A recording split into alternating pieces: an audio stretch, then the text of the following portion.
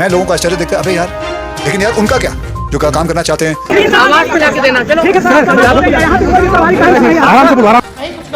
आपको तेजस्वी यादव जी ऐसे हैं कि आपके सगे मित्र कन्हैया कुमार थे, उनके पीठ पे छुरा ठोक दिया आपने। तेजस्वी के बाप।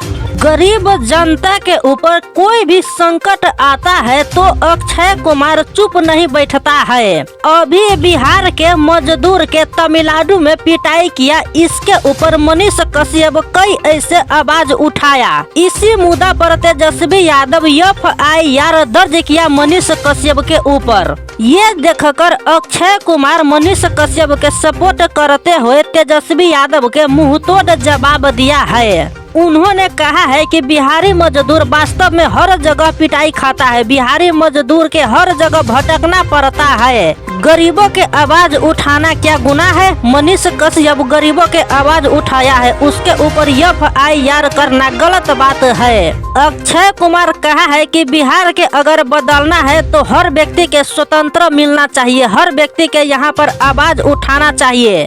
आवाज उठाने वाले के ऊपर FIR दर्ज करना गलत बात है। तेजस्वी यादव FIR दर्ज करवा रहा है मीडिया वालों के ऊपर, तो ये गलत कर रहा है।